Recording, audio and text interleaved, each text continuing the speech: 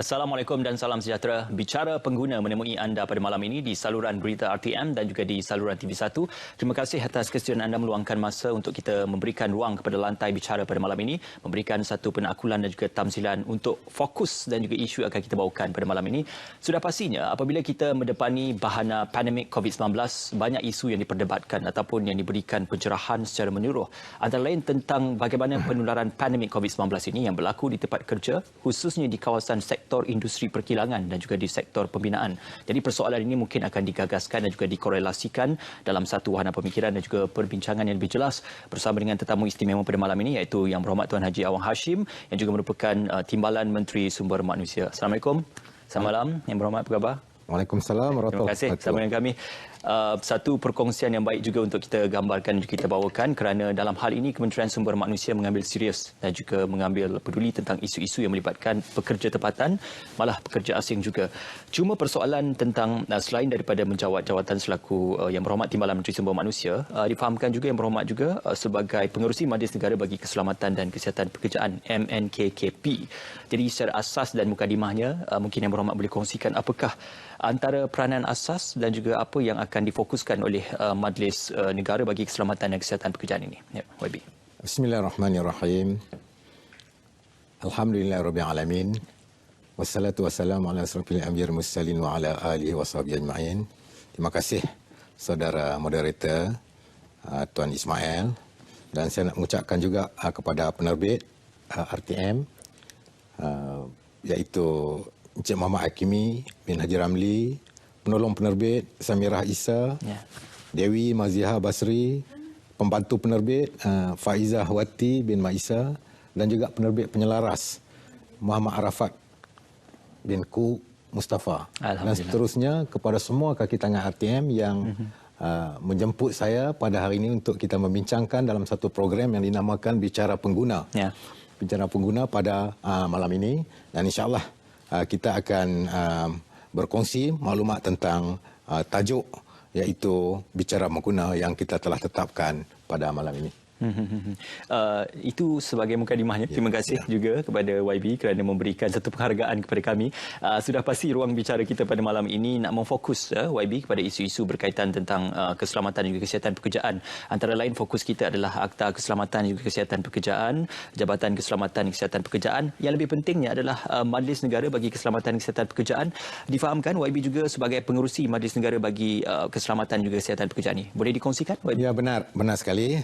Di mana saya bila dilantik sebagai timbalan menteri di Kementerian Sumber Manusia ini, saya diberi peranan untuk mengetuai Majlis Negara bagi Keselamatan dan Kesihatan Pekerjaan. Ini memang betul. Majlis Negara yang kita diberi amanah untuk saya mengetuai ini dikenali dengan NCOSH ataupun dalam bahasa Inggerisnya National Council of Occupational Safety and Health, yang merupakan satu badan tertinggi yang bertanggungjawab menentukan halat tuju dan dasar berhubung dengan keselamatan dan kesihatan pekerjaan di Malaysia ini. Bukan sahaja dengan majikan, dia juga khusus untuk kita melindungi pekerja-pekerja, termasuk pekerja-pekerja yang pekerja asing juga. Bukan saja pekerja tempatan, termasuk juga pekerja-pekerja asing, dan juga kita juga memberi hak kepada majikan-majikan yang menggajikan pekerja-pekerja ini. Jadi MNKKP ini saya pendekkan daripada Majlis Keselamatan bagi Kesihatan Pekerjaan Pekerjaan Negara ini. Saya sebutkan MNKKP ini diwujudkan mengikut kehendak Seksyen 8 Akta Keselamatan dan Kesihatan Pekerjaan 1994 dalam kurungan Akta 514. MNKKP dianggotai oleh wakil majikan, wakil pekerja, wakil kerajaan dan juga wakil badan profesional yang berkaitan dengan keselamatan dan kesihatan pekerjaan ataupun KKP, termasuk juga wakil daripada FMN, iaitu Pertubuhan Pengilang-Pengilang Malaysia. Wakil MTUC juga kita jemput masuk dalam MNKKP ini, iaitu Kongres Kesatuan Sekerja Malaysia. Wakil daripada Kementerian Kesihatan Malaysia untuk menentukan di segi kesihatan pekerjaan, sama ada selamat atau tidak. Wakil MSOS ataupun MSOSH, iaitu Malaysian Society for Occupational Safety and Health. Yang ini kita garapkan kepakaran-kepakaran ini untuk kita mendapat satu solusi yang baik untuk kita memberi satu protection ataupun perlindungan kepada majikan dan juga kepada pekerja supaya berjalan dengan ada standard operating procedure. Bagi kedua-dua belah pihak menjedari mereka ada hak masing-masing. Jadi antara fungsi yang sebenar kepada MNKKP ini ialah kita berbincang, mengkaji dan memberi cadangan kepada Menteri Sumber Manusia berkenaan dengan perkara yang berkaitan dengan Akta 514. Yang pertamanya berkaitan penambahbaikan terhadap perundangan KKP. Kita susun SOP sekali dengan tata cara ataupun perundangan. Yang keduanya pemantapan penguatkuasaan KKP dan kaedah menggalakkan kerjasama antara pihak majikan dan pihak pekerja dalam kita menangani isu keselamatan dan kesihatan pekerjaan ini. Seterusnya, agensi penguatkuasaan utama dalam aspek keselamatan dan kesihatan pekerjaan ini di negara ini ialah jabatan kita di bawah Kementerian Sumber Manusia yang disebut JKKP, iaitu Jabatan Keselamatan dan Kesihatan Pekerjaan. Selain daripada itu, JKKP juga bertindak sebagai urustia kepada Majlis Negara bagi Keselamatan dan Kesihatan Pekerjaan. Maknanya JKKP ini sebuah jabatan di bawah Kementerian Sumber Manusia menjadi urustia untuk kita nak knock off ataupun kita nak selesaikan masalah-masalah yang berbangkit dengan penyediaan-penyediaan kertas-kertas untuk diluluskan. Jadi kita tengok di sini bila dikemukakan kepada Menteri Sumber Manusia untuk dipersetujui sekiranya beberapa perubahan ataupun tambah baik yang melibatkan perkara-perkara polisi, biasanya ia akan dibawa kepada kabinet untuk persetujuan dan kelulusan. JKKP juga merupakan badan utama yang menguatkuasakan perundangan dan garis panduan keselamatan, kesihatan pekerjaan negara kepada sektor industri yang telah ditetapkan. Yang Berhormat menyebutkan tadi tentang bagaimana JKKP ini sebagai satu agensi penguatkuasa bagi kita bernaung di bawah Akta Kesihatan dan Keselamatan Pekerjaan ataupun lebih dikenali sebagai Akta 514 yang ditubuhkan pada tahun 1994. Cuma persoalan penting, bagaimana di sebalik aspek penguatkuasaan oleh JKKP ini, apakah antara lain fungsi-fungsi yang dimainkan oleh JKKP dalam memastikan Akta Keselamatan dan Kesihatan Pekerjaan itu dapat ditamsilkan secara menyeluruh, bukan saja dalam situasi pekerjaan tapi juga untuk undang-undang pekerjaan itu sendiri. Alhamdulillah, Cik Ismail, satu soalan yang sangat baik yang perlu kita kongsi dengan majikan dan juga pekerja-pekerja yang ada di tanah air kita.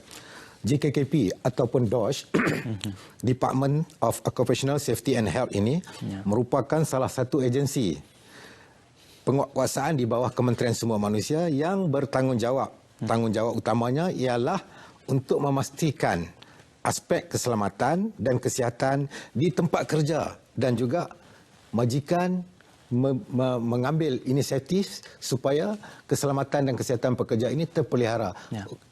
Diambil oleh kedua-dua belah pihak, sama ada pekerja dan juga majikan, memberi satu fokus yang serius dalam melibatkan keselamatan dan juga kesihatan pekerja-pekerja yang ada di bawah mereka. Terdapat 3 teras utama dalam perkhidmatan JKKP, iaitu yang pertamanya kita menetapkan standard, iaitu kita membangunkan peraturan ataupun garis panduan keselamatan dan kesihatan pekerjaan untuk dipatuhi ataupun diikuti oleh majikan dan juga disedari oleh pekerja-pekerja yang di bawah majikan tersebut. Yang keduanya, sebagai contoh kita lihat penguatkuasaan. Yang kedua, penguatkuasaan, contohnya kita mengambil tindakan kompaun dan pendakwaan sekiranya SOP ini tidak dipatuhi berdasarkan Akta 514. Yang ini kita boleh lakukan. Sebab tu sekarang ini kita sedang membuat enforcement ataupun pelaksanaan pemeriksaan kepada majikan-majikan sama ada mereka melaksanakan SOP ataupun tidak. Contohnya statistik daripada Januari hingga Disember 2020. 232 kes pendakwaan yang telah dibuat. 283 yang telah kita compound Ya. Jumlah penalti yang telah berjaya dikutip adalah 4.9 juta. Bukan jumlah itu yang sebenarnya. Sebenarnya 4.9 juta ini bukan satu jumlah yang besar dibandingkan dengan bila berlaku kemalangan yang kita nanti saya akan sentuh dalam sesi yang lain, sesi yang berikutnya, berapa kerugian akibat daripada kita tidak mengambil berat tentang keselamatan dan kesihatan pekerjaan yang ada di seluruh Malaysia ini. Ya. 4.9 juta itu satu jumlah yang kecil sebenarnya. Perbelanjaan kita untuk kita memberi perlindungan, pampasan dan sebagainya lebih besar. Yang ini. Jadi peranan JKKP ini mestilah ada satu kaedah promosi ataupun hebahan supaya dapat dipahami, dapat diketahui oleh majikan dan juga pekerja-pekerja bahawa mereka ada hak masing-masing dalam bab ini. Jadi risiko keselamatan dan kesihatan pekerjaan yang kalau tidak dikawal boleh menyebabkan berlakunya kemalangan dan penyakit dalam pekerjaan.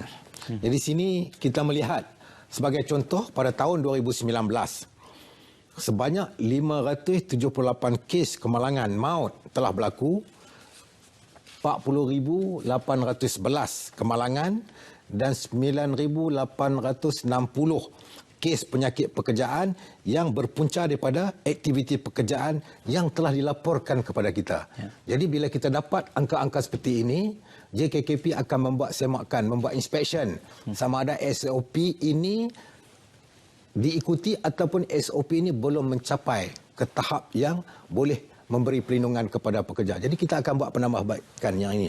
Contoh kemalangan maut seperti mana yang kita tahu 4-5 bulan yang lepas yang berlaku di Lebuh Raya Suke, SUK, SUKE, yang mana parapet wallet parapet wall jatuh ke bawah melibatkan kesan kepada orang awam. Jadi kita membuat semakan. Kita dah tentulah pendakwaan akan berlaku sebab mungkin kalau kita dapati berlaku kecuaian kepada majikan dengan peristiwa yang berlaku ini, kita akan membuat pemeriksaan dan kita akan atasi kelemahan-kelemahan yang ada yang mana kemungkinan majikan tidak ikut SOP ataupun ikut tetapi belum cukup untuk kita memberi perlindungan kepada orang awam sehingga berlaku perkara-perkara yang macam ini. Yang keduanya, contoh penyakit yang sangat sinonim sekarang ini iaitu kehilangan pendengaran akibat daripada bunyi bising di tempat-tempat kerja. Ya.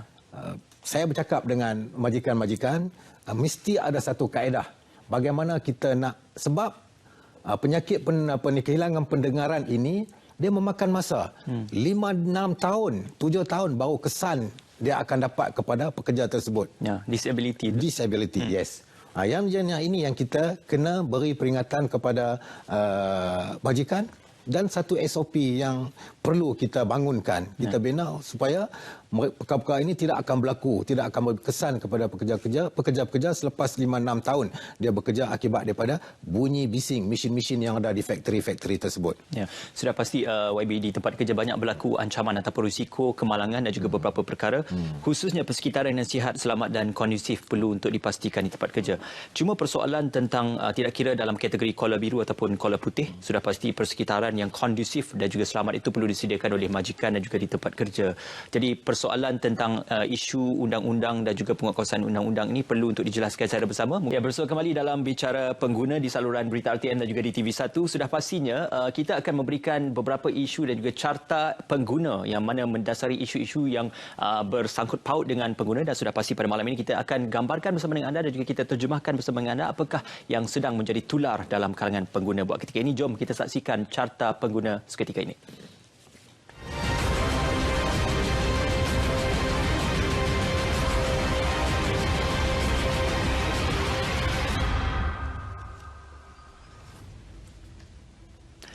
Ya, di tangga kelima, kalau boleh kita saksikan di portal berita RTM ada memaparkan berita mengenai subsidi minyak masak yang mengurangkan impak negatif turun naik harga minyak sawit. Jadi ini juga merupakan salah satu daripada korelasi perubahan yang berlaku dalam kenaikan penawaran harga minyak sawit dan juga subsidi minyak masak yang telah pun diperkenalkan. Yang ketiga pula, bagaimana kita melihat ataupun kekal pertumbuhan KDNK hingga 7.5%, dan juga yang kedua duit sinar beli emas ini yang juga tular di beberapa portal.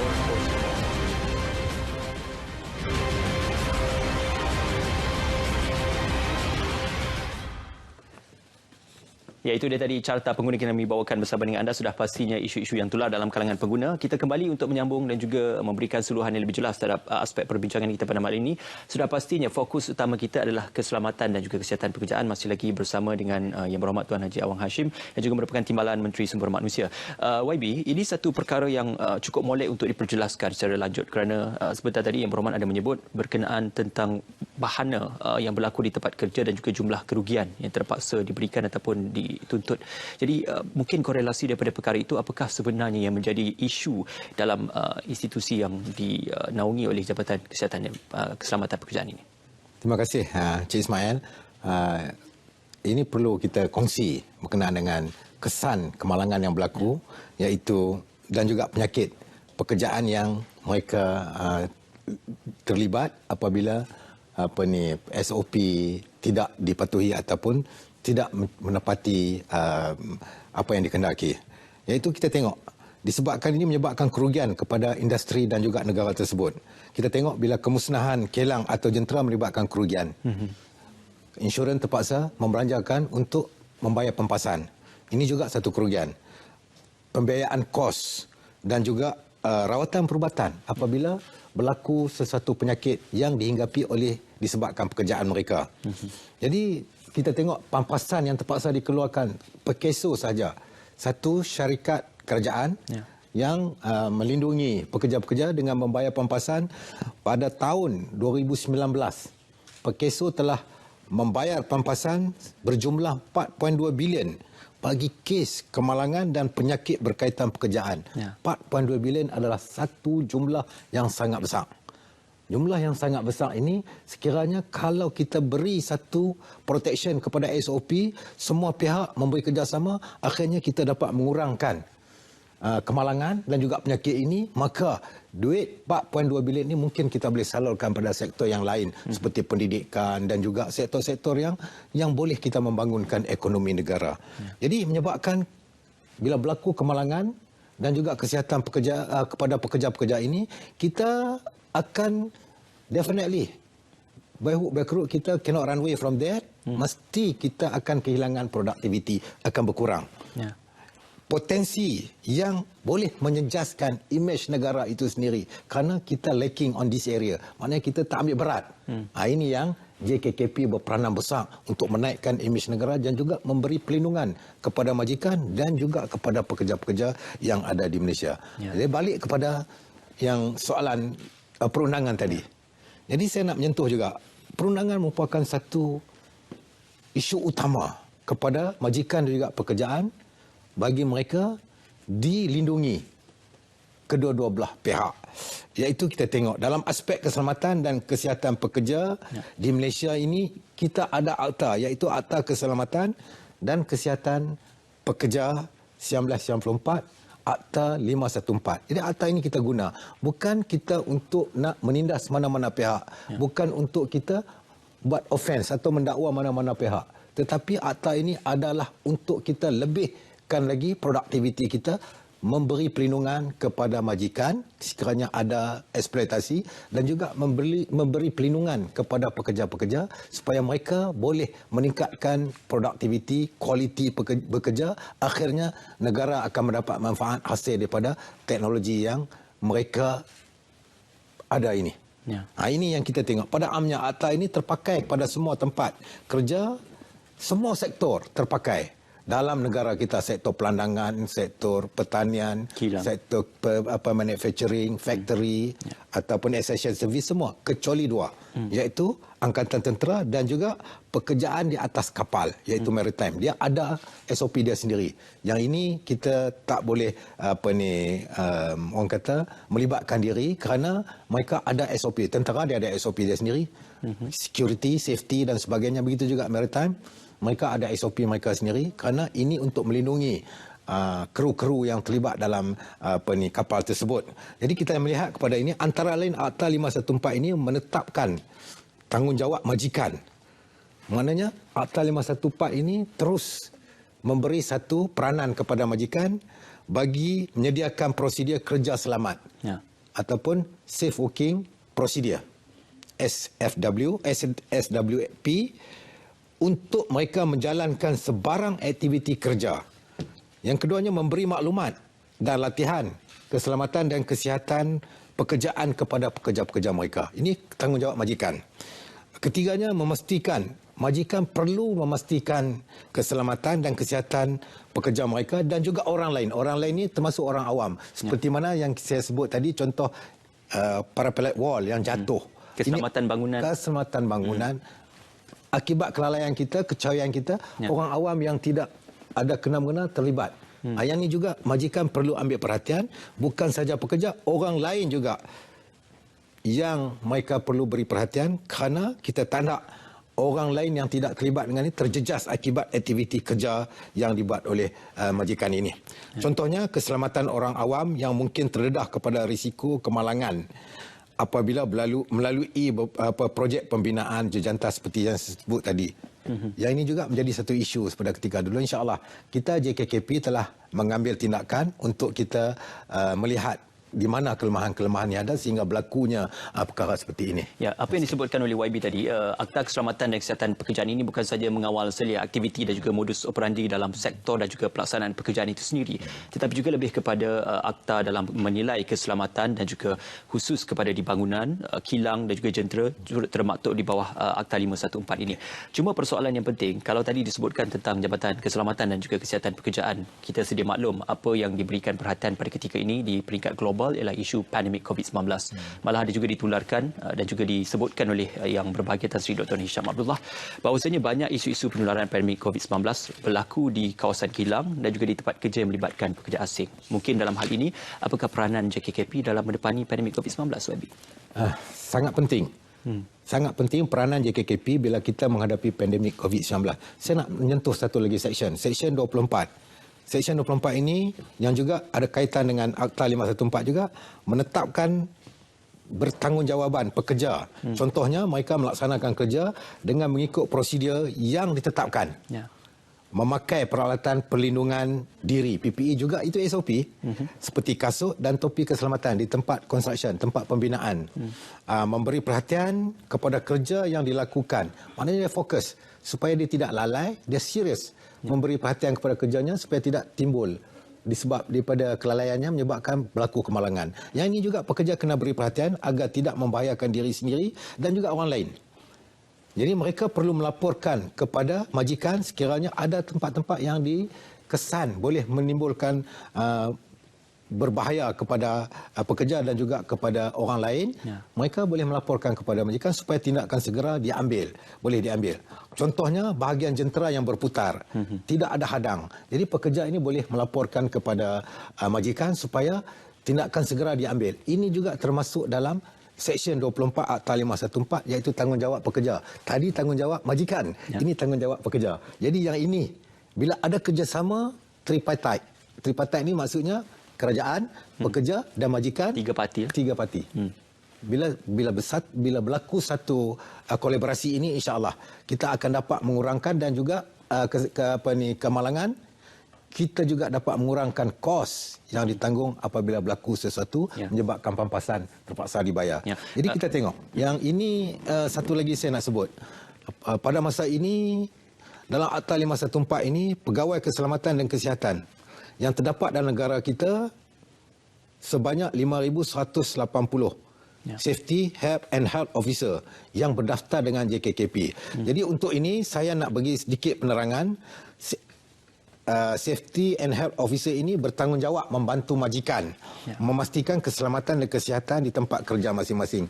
Berdasarkan kajian Pertubuhan Buruh Antarabangsa ataupun ILO, dianggarkan negara kerugian 4% daripada GDP akibat kemalangan dan penyakit dalam pekerjaan ini. Contohnya pada tahun 2019, GDP Malaysia 1.46 trilion. Kerugian 4%. Banyak mana? 58.4 bilion. Satu jumlah yang sangat besar daripada jumlah GDP kita dalam tahun 2019.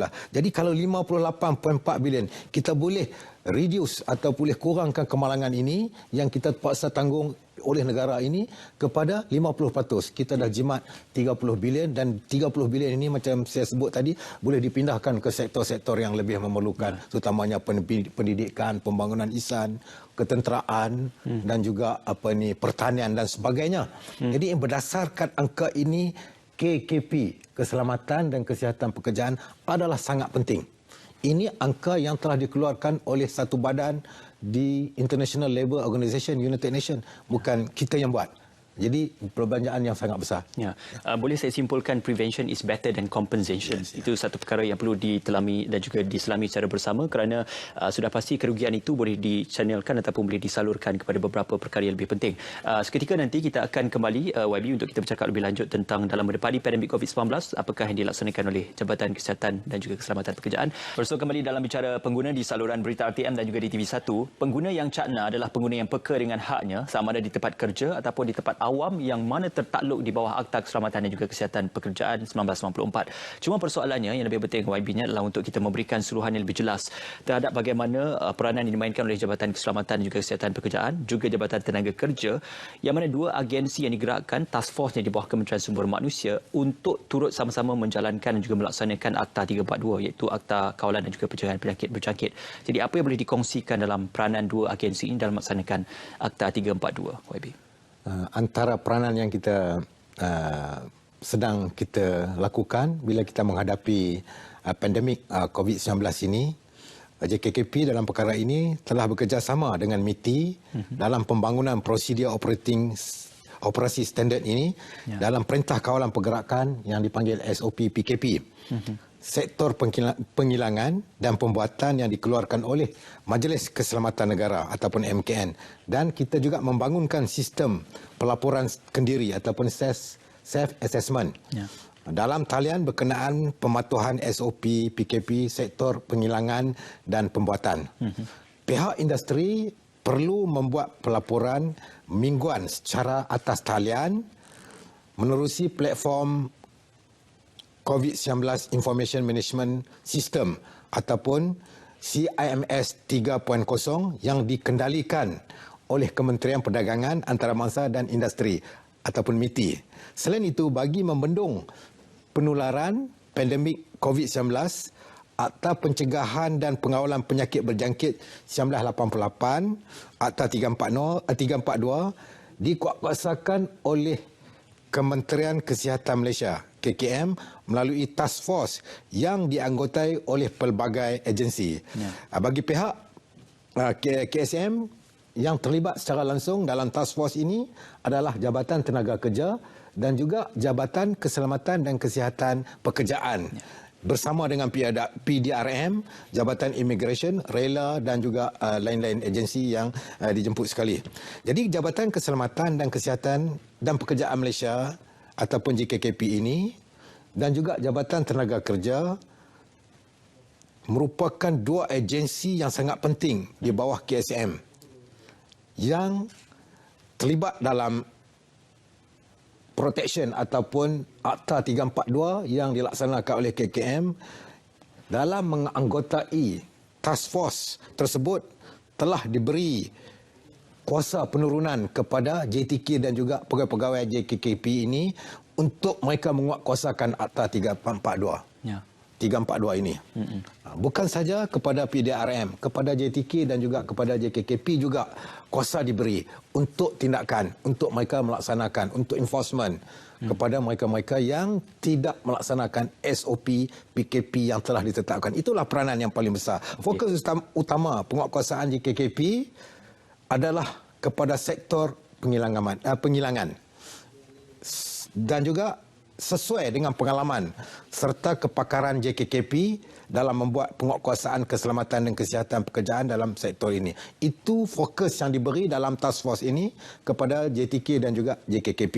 Jadi dalam aspek ini, antara tugas utama JKKP adalah untuk memastikan pematuhan majikan terhadap SOP PKP yang dikeluarkan oleh Majlis Keselamatan Negara. Jadi kita termasuk dalam task force yang ditubuhkan oleh Majlis Keselamatan Negara ini dan diberi kuasa untuk kita bertindak. Ya. Kerana kalau mana-mana majikan tidak mengikuti SOP PKP yang telah ditentukan oleh Majlis Keselamatan Negara ini. Okey, YB, soalan itu saya nak langsungkan kepada mungkin tindakan yang telah dilakukan ataupun operasi tindakan yang telah pun digerakkan di bawah JKKP dalam usaha untuk membendung penularan COVID-19, dan kalau boleh dikongsikan apakah statistik terkini operasi tindakan yang telah pun dilaksanakan di bawah JKKP dan KSM?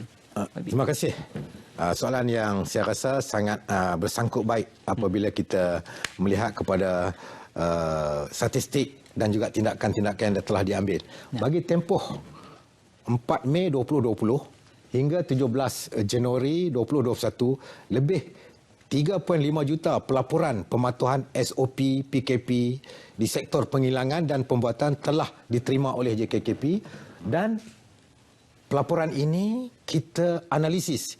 Kita ambil maklumat ini, kita buat analisis oleh JKKP. Daripada jumlah tersebut didapati 86% syarikat telah mematuhi elemen SOP yang telah ditetapkan. Seperti yang saya katakan tadi, kita sebelum ini JKKP juga menjalankan pemeriksaan di lapangan walkabout dan kaedah norma baru bagi membuat semakan dan penguatkuasaan di tempat kerja.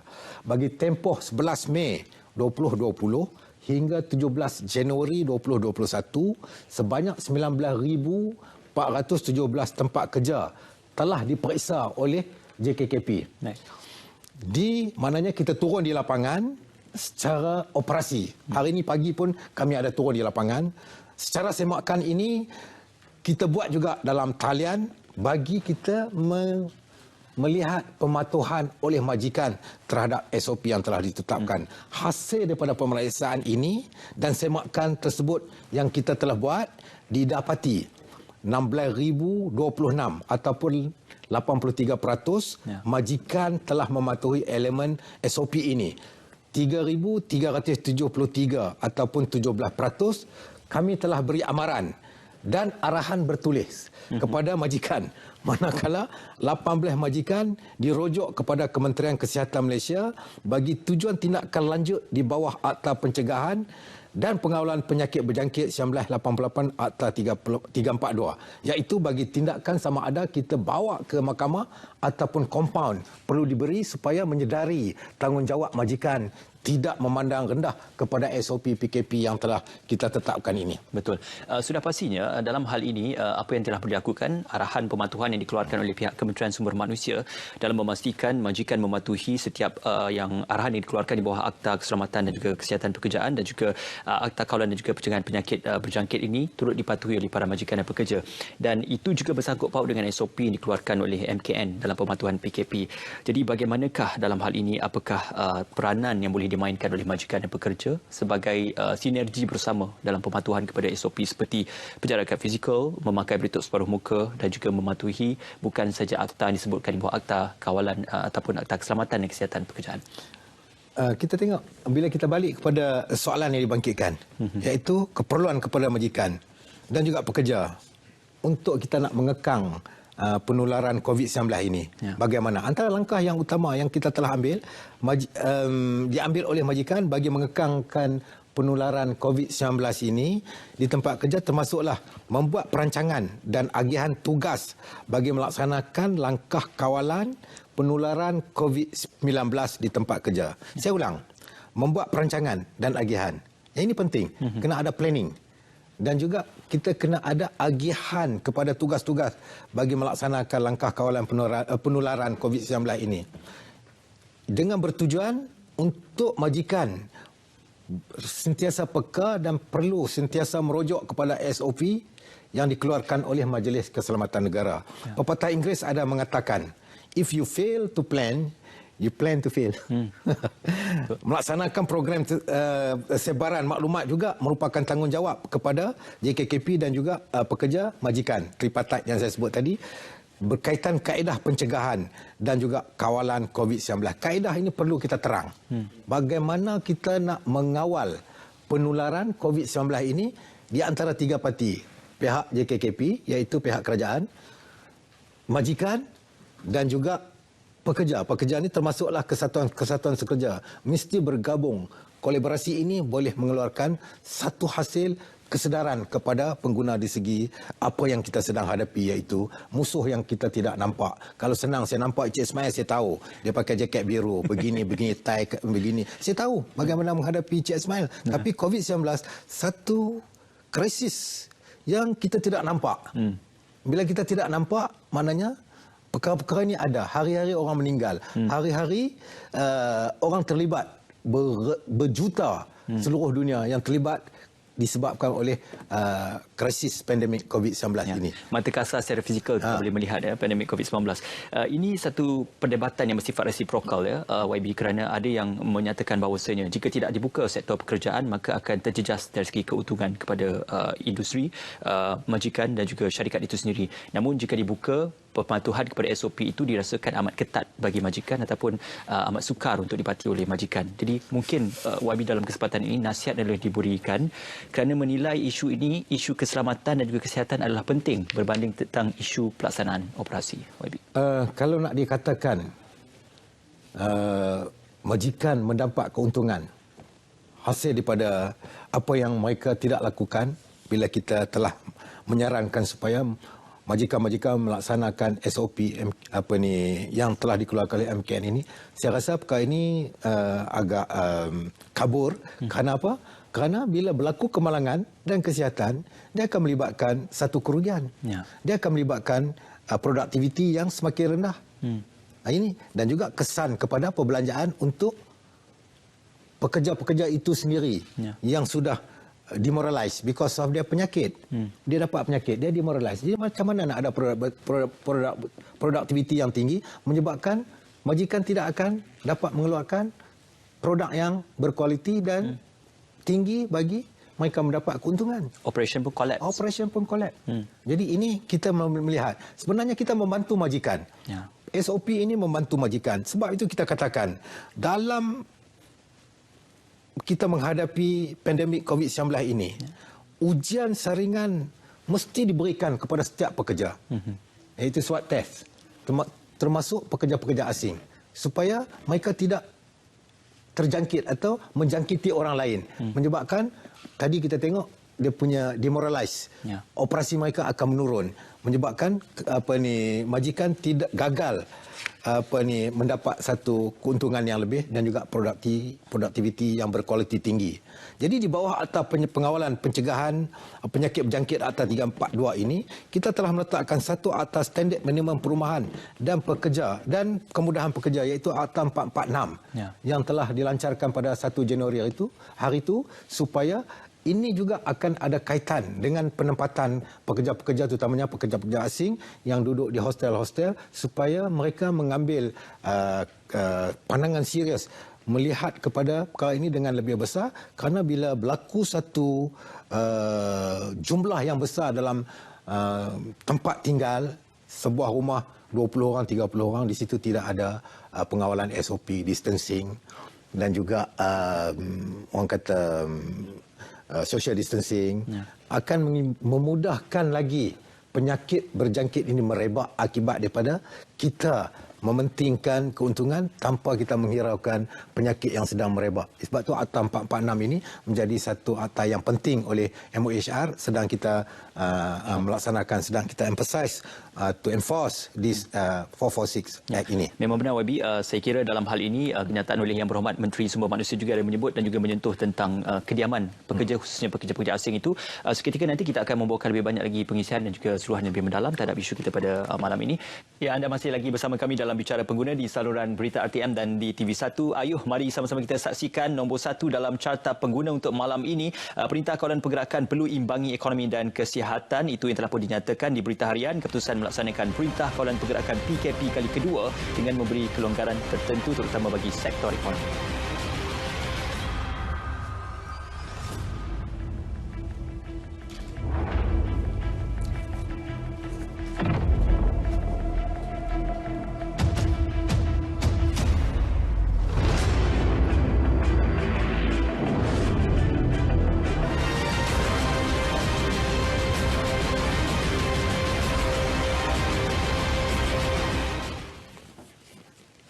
Ya, apa yang disebutkan dalam carta pengguna di tangga nombor 1 tadi adalah berkaitan tentang kenyataan oleh Yang Berhormat Menteri Kanan Pertahanan supaya pelanjutan sedikit operasi bagi kedai-kedai makan dan juga restoran dilanjutkan sehingga pukul 10 malam untuk memastikan sektor ekonomi akan dapat bergerak seperti biasa walaupun negara kita mendepani Perintah Kawalan Pergerakan.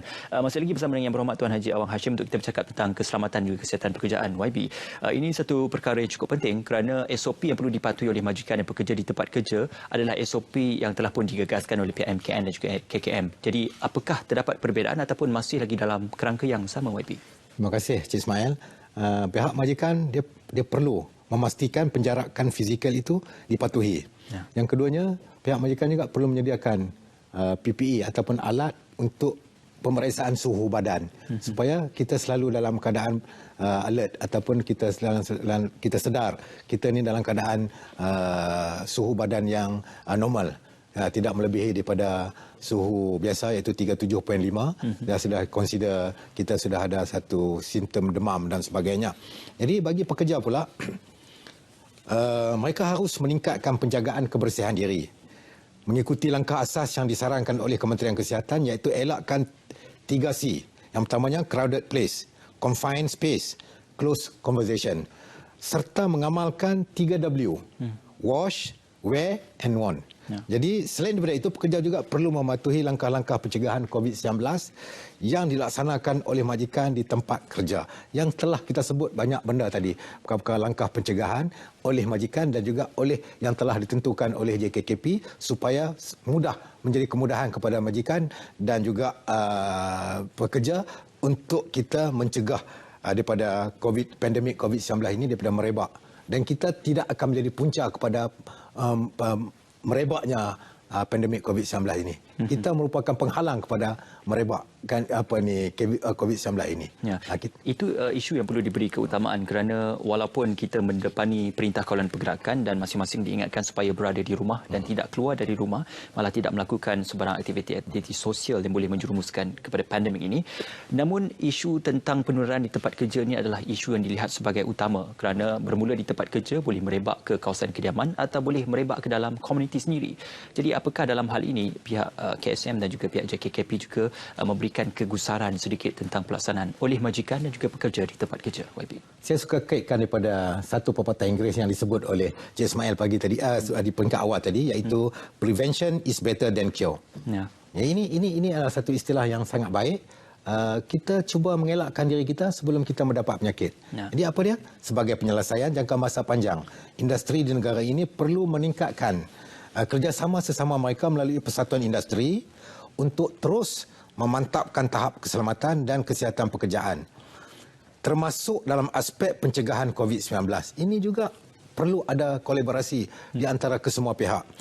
Pekerja dan juga kesatuan sekerja juga perlu memberi kerjasama sepenuhnya kepada majikan ke arah mencapai hasrat bagi menghalang merebaknya pandemik COVID-19. Dalam usaha untuk kita meningkatkan tahap keselamatan dan kesihatan pekerja di negara ini secara lebih holistik, Kementerian Sumber Manusia menerusi JKKP kini dalam proses akhir untuk kita melancarkan satu plan induk keselamatan dan kesihatan pekerjaan negara 2021 sehingga 2025 atau ringkasnya OSHMP 2025. Tema plan induk ini ialah KKP inklusif. Kebersamaan dan komitmen daripada semua pihak.